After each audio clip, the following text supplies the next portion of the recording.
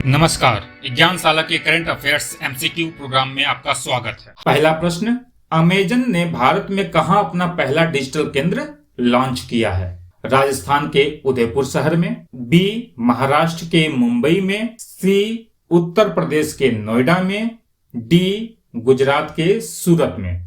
तो इसका उत्तर हो जाएगा गुजरात के सूरत में। अभी हाल ही में विजय रूपानी ने इसका उद्घाटन किया है, जो गुजरात के मुख्यमंत्री हैं। अमेजन का यह डिजिटल केंद्र सूक्ष्म, लघु और मध्यम उद्यमों को ई कॉमर्स से संबंधित जानकारी प्रदान करेगा और उन्हें ई कॉमर्स को अपनाने में सहायता प्रदान करेगा। दूसरा प्रश्न, हाल ही में पूर्व सिविल सेवकों ने राष्ट्रीय सुरक्षा अधिनियम यानी कि नेशनल सिक्योरिटी एक्ट को एक कठोर कानून बताते हुए इसके दुरुपयोग को समाप्त करने की मांग की है। राष्ट्रीय सुरक्षा अधिनियम के संदर्भ में निम्नलिखित कथनों पर विचार कीजिए। पहला कथन, राष्ट्रीय सुरक्षा अधिनियम एक निवारक निरोध कानून है। यह कथन सही है। आइए अब जान लेते हैं कि आखिर निवारक निरोध कानून क्या होता है।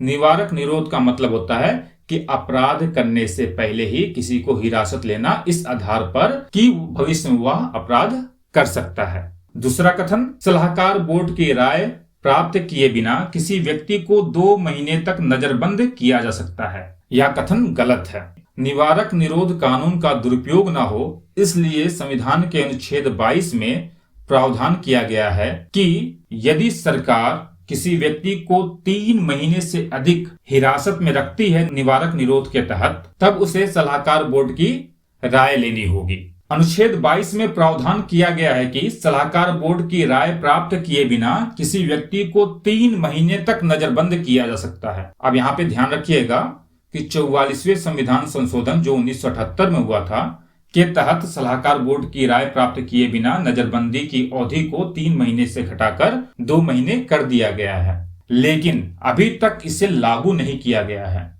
इसलिए यह कथन गलत होगा। अब प्रश्न को देखते हैं, उपयुक्त कथनों में से कौन सा या कौन से कथन सही हैं? तो देखिए इसमें केवल एक सही है, तो उत्तर हो जाएगा केवल एक। अगला प्रश्न, डीवी जेन वोक के संदर्भ में निम्नलिखित कथनों पर विचार कीजिए।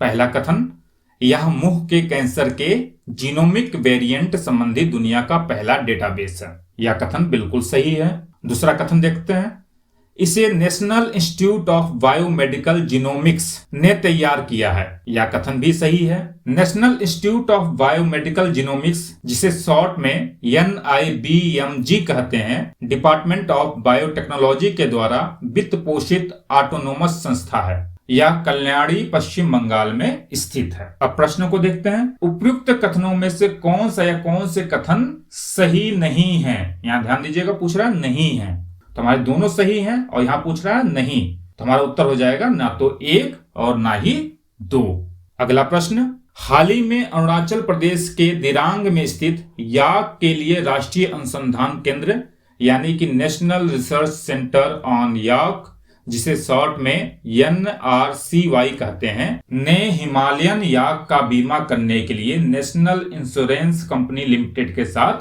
भागीदारी की है। इसके संदर्भ में निम्नलिखित कथनों पर विचार कीजिए। पहला कथन है, देश भर में इनकी आबादी यानी कि याक की आबादी चिंताजनक दर से घट रही है। यह कथन सही है। भारत में याक पालन क्षेत्रों में जलवायु परिवर्तन और मौसम परिवर्तन की वजह से याक की आबादी तेजी से कम हो रही है। एक रिपोर्ट के अनुसार 2012 से लेकर 2019 के बीच भारत में याक की संख्या में 24.7% की गिरावट आई है। तो इस तरह देख रहे होंगे कि बहुत तेजी से गिरावट आ रही है, लगभग 25% की गिरावट आ गई है। भारत में याक पालन क्षेत्रों में जम्मू कश्मीर, सिक्किम, अरुणाचल प्रदेश, हिमाचल प्रदेश, उत्तराखंड आदि शामिल हैं। दूसरा कथन, इस बीमा पॉलिसी के तहत याक मालिकों को अपने याक के कान पर टैग लगाना होगा और अपने पशुओं का बीमा कराने के लिए उचित विवरण देना होगा। यह कथन भी सही है। याक जनरली हिमाचल प्रदेश, कश्मीर, अरुणाचल प्रदेश, पश्चिम बंगाल के पहाड़ी क्षेत्रों में, उत्तराखंड आदि क्षेत्रों में पाए जाते हैं और इनका जो पालन होता है मीट के लिए होता है, ऊन के लिए होता है, दूध के लिए होता है और परिवहन के लिए होता है। अब प्रश्न को देखते हैं, उपयुक्त कथनों में से कौन सा या कौन से कथन सही हैं? तो हमारे दोनों कथन सही हैं, तो उत्तर हो जाएगा 1 और 2 दोनों। अगला प्रश्न, विश्व जनसंख्या दिवस किस दिन मनाया जाता है? ए 11 जुलाई, बी 10 जुलाई, सी 11 नवंबर, डी 14 नवंबर। तो इसका उत्तर हो जाएगा 11 जुलाई। हर वर्ष 11 जुलाई को विश्व जनसंख्या दिवस मनाया जाता है। इसकी शुरुआत साल 1989 में संयुक्त राष्ट्र विकास कार्यक्रम की संचालक परिषद द्वारा की गई थी। वीडियो पे बने रहने के लिए धन्यवाद। उम्मीद है यह वीडियो आपको पसंद आया होगा। फिर मिलते हैं एक नई वीडियो के साथ। तब तक के लिए नमस्कार, जय हिंद।